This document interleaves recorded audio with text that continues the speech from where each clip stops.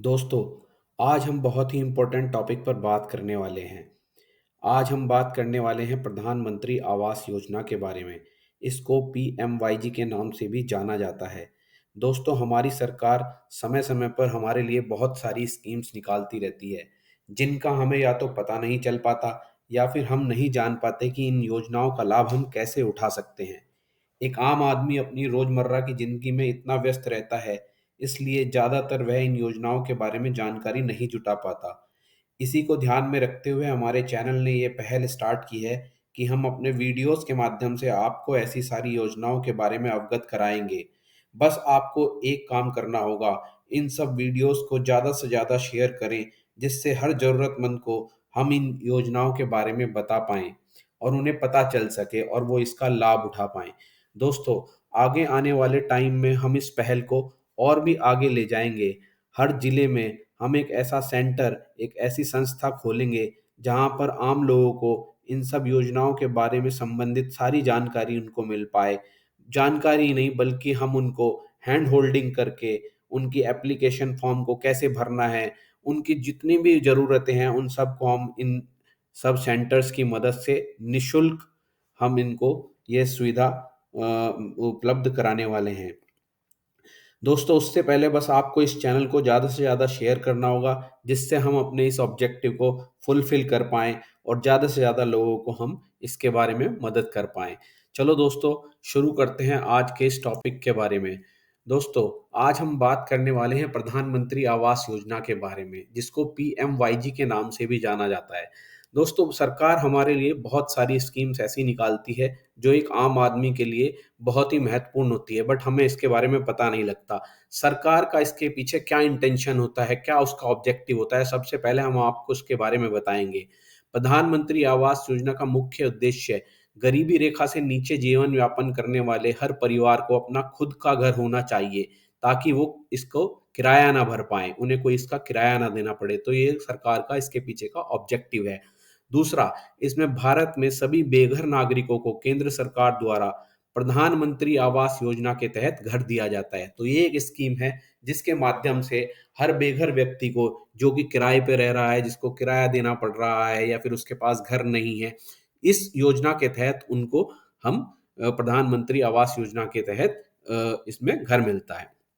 तीसरा, प्रधानमंत्री आवास योजना के तहत जिन लोगों के पास अपना खुद का घर नहीं होता, सरकार उन्हें वित्तीय सहायता प्रदान करती है, उनका घर बनवाने में मदद करती है। तो दोस्तों, कोई भी स्कीम्स होती है, उसका एक ऑब्जेक्टिव होता है। तो ये सरकार के इस स्कीम को प्रोवाइड कराने में इसका ये ऑब्जेक्टिव है, उनका ये इसमें लक्ष्य है।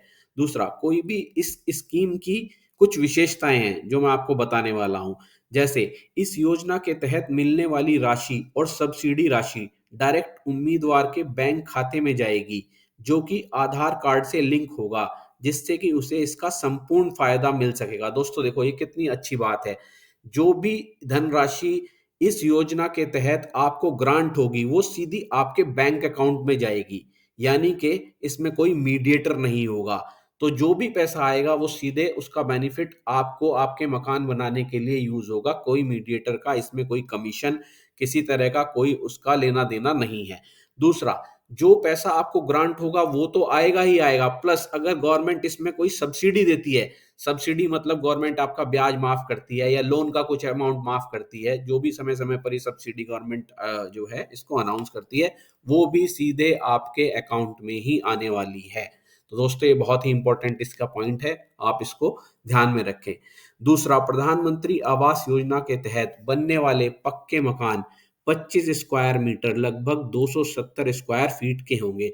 तो प्रधानमंत्री आवास योजना के तहत जो भी मकान बनेंगे या जो भी मकान के लिए लोन आपको आवंटित होगा, उसका जो एरिया होगा वो 25 स्क्वायर मीटर, लगभग 270 स्क्वायर फीट का होगा।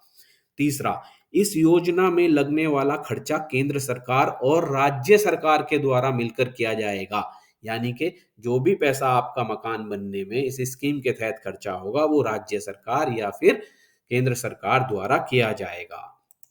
ओके दोस्तों, ठीक है। नेक्स्ट पॉइंट पे हम इसमें बात करते हैं। इस योजना के तहत यदि लाभार्थी चाहे तो 70,000 रुपये का लोन भी ले सकता है, जो कि बिना ब्याज के होगा, जिस पर किस्त के रूप में पुनः भरना होगा, जो कि उसे विभिन्न फाइनेंशियल इंस्टीट्यूट से अप्लाई करके लेना होगा। इसमें जो कैटेगरी दी गई है वो LIG, HIG, MIG कैटेगरी के हिसाब से मिलेगी। यानी कि दोस्तों समझो, ये बहुत ही इंपॉर्टेंट पॉइंट है। एक तो हो गया आपको घर बनाना है तो आपको लोन लेना होगा। एक हो गया यदि आपका घर है लेकिन वो टूट फूट गया है, उसमें कुछ सुविधाओं की कमी है, जैसे आपको टॉयलेट बनाना है, पीने के पानी का कोई अरेंजमेंट करना है, बिजली का कोई बिजली सफाई से संबंधित कोई आपको उसमें अरेंजमेंट करना है, तो आप 70,000 रुपए तक का लोन आपको मिल सकता है, जो कि बिना ब्याज के होगा, जिस पे आपको कोई ब्याज नहीं देना होगा। ये बहुत ही इंपॉर्टेंट पॉइंट है दोस्तों। ये डिसाइड होगा कि आपका घर किस साइज का है, LIG, HIG, MIG। इसमें जो मैक्सिमम लोन ग्रांट होगा वो 70,000 रुपए का होगा, और इसको अप्लाई आपको गवर्नमेंट द्वारा अपॉइंटेड फाइनेंशियल इंस्टीट्यूशन, मतलब कुछ ऐसे फाइनेंशियल इंस्टीट्यूशन होंगे, कोई बैंक होगा, कोई संस्था होगी जिसको गवर्नमेंट ने लाइसेंस दिया होगा, अप्रूवल दिया होगा कि आप इस काम को करने के लिए लोन दे सकते हो, तो वहां पे आपको ये एप्लीकेशन डालनी होगी। तीसरा, मैंने आपको जैसे अभी भी पॉइंट आउट किया कि किस काम के लिए आप ये 70,000 रुपए तक का लोन ले सकते हो। जैसे आपको घर में टॉयलेट बनाना है, पीने के पानी का कोई इंतजाम करना है, बिजली, सफाई, खाना, इन सब चीजों के लिए आप इस 70,000 रुपए के लोन को ले सकते हो, जो कि बिना ब्याज के होगा। तीसरा, इसमें ही एक आगे पॉइंट है, लाभार्थी को संपूर्ण सुविधा जैसे टॉयलेट, पीने का पानी, बिजली, सफाई, खाने पीने के लिए धुआं रहित ईंधन, सोशल और तरल अपशिष्टों से निपटने के लिए इस योजना को अन्य योजनाओं से भी जोड़ा गया है। तो दोस्तों देखो, ये सब चीजें के लिए भी आपको इसमें लोन मिल जाएगा अप टू 70,000। तो ये इस स्कीम का एक इम्पोर्टेंट पॉइंट है। अब आगे बात करते हैं। अब दोस्तों ये तो हो गई कि सब गवर्नमेंट का इसका ऑब्जेक्टिव क्या है, ये किस किस चीजों के लिए मिलेगा आपको, घर बनाने के लिए, घर की मरम्मत के लिए भी, मरम्मत में भी किस किस काम के लिए, किस कैटेगरी में, ये सब चीजें हुई। लेकिन अब हो गया कि ये लोन मिलेगा किसको, उसके लिए एलिजिबिलिटी क्राइटेरिया क्या है जो गवर्नमेंट ने इस योजना के तहत रखा है, कि आपकी क्या योग्यता होनी चाहिए। तो इसमें सबसे पहला पॉइंट आप देखेंगे तो उसमें लिखा है, आवेदक की उम्र 70 वर्ष से कम होनी चाहिए। आवेदक या उसके परिवार के किसी सदस्य के नाम से कोई घर या फ्लैट ना हो। दोस्तों ये बहुत ही इंपॉर्टेंट पॉइंट है।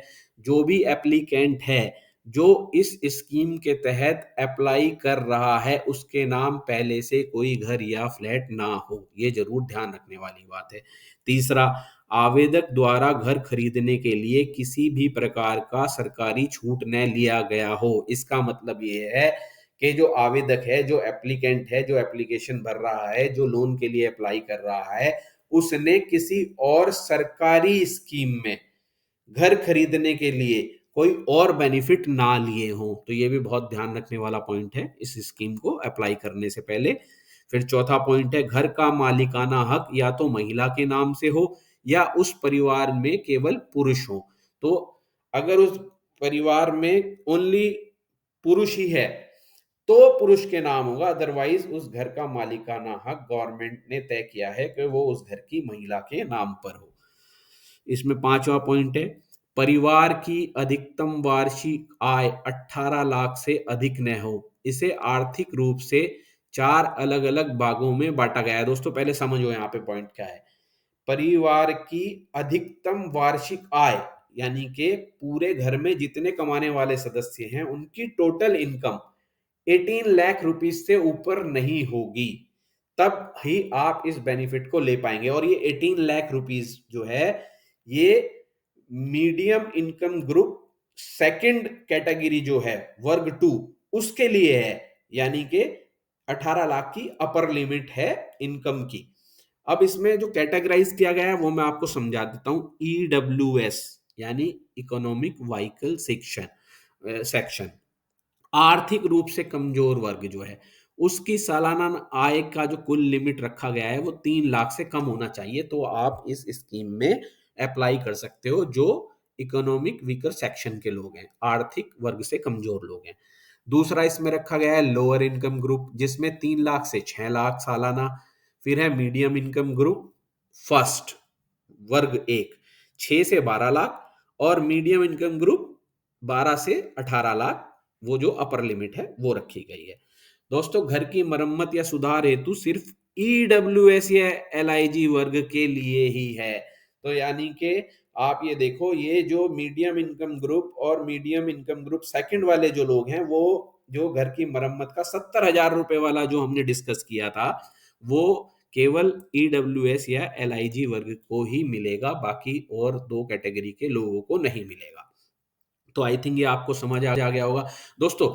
यहाँ पे मैं जो कोशिश कर रहा हूँ आपको ज्यादा से ज्यादा बिल्कुल क्लैरिटी के साथ हिंदी में समझाने की कोशिश कर रहा हूँ, जिससे कि आपको बिल्कुल ये अच्छे से समझ आ जाए कि ये स्कीम किस किस को मिलेगी, इसके मिलने का क्राइटेरिया क्या है, इसकी विशेषताएं क्या है, गवर्नमेंट का ऑब्जेक्टिव क्या है। अब आ गया पॉइंट, इसमें क्या क्या डॉक्यूमेंट्स आपको लगाने होंगे। तो ये बहुत ही इंपॉर्टेंट पॉइंट है दोस्तों। इसमें आप देखिए कि जो दस्तावेज डॉक्यूमेंट्स जो देने हैं, आधार कार्ड सभी के पास होता है, वोटर आईडी कार्ड, आप वोट देते हैं तो आपका वोटर आईडी कार्ड भी बना होगा दोस्तों। ये थर्ड नंबर पॉइंट जो है पैन कार्ड, ये ऐसी चीज है जो कि मीडियम इनकम ग्रुप और मीडियम इनकम ग्रुप सेकंड वाले लोगों के पास तो ये होगा, ये तो तय है। बट ईडब्ल्यूएस के पास जो है ये मैं मान सकता हूं कि नहीं होगा। तो इसके लिए आप क्या कर सकते हो, देखो इस स्कीम में अगर आपको अप्लाई करना है तो आपके पास ये डॉक्यूमेंट तो होने आवश्यक हैं। तो आप पैन कार्ड के लिए क्या कर सकते हो कि आपके जहां पर आप रहते हो उस टाउन में, उस डिस्ट्रिक्ट में कुछ चार्टर्ड अकाउंटेंट होते हैं। आप उन चार्टर्ड अकाउंटेंट के पास जाके उन्हें बोल सकते हो कि जी मुझे ये स्कीम के लिए अप्लाई करना है, तो मुझे इसके लिए पैन कार्ड की जरूरत है। तो वो आपका पैन कार्ड अप्लाई कर देंगे, वो आपसे कुछ नॉमिनल फीस चार्ज करेंगे और 2-3 दिन में ये पैन कार्ड आपके घर पे आ जाएगा। तो ये भी कोई इतनी बड़ी चीज नहीं है जो बन नहीं पाएगी। आप इसको किसी चार्टर्ड अकाउंटेंट की हेल्प से या किसी और प्रोफेशनल की हेल्प से आप इसको बनवा सकते हो जो डील करता है इसमें।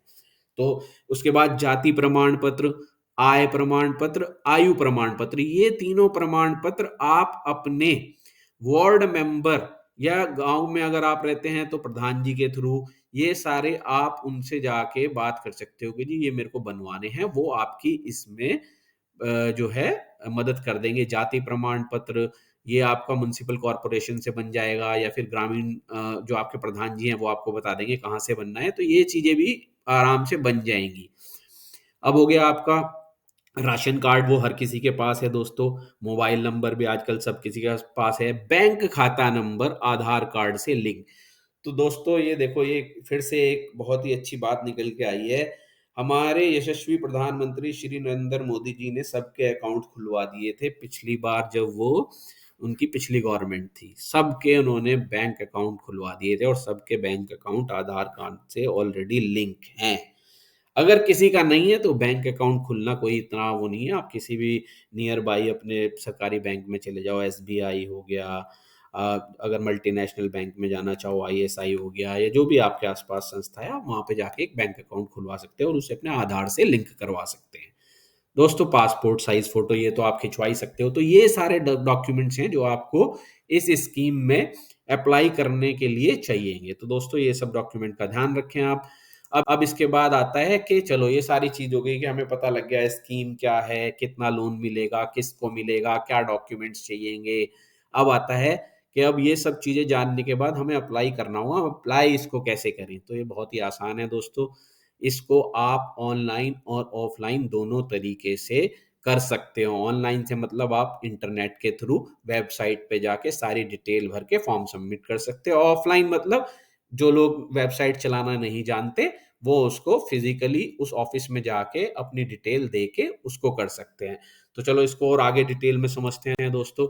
अब ऑनलाइन आवेदन कैसे करें, ऑनलाइन एप्लीकेशन कैसे डालें, मैंने इस प्रेजेंटेशन के अंदर ये सारी चीजों को स्टेप बाय स्टेप मेंशन किया है।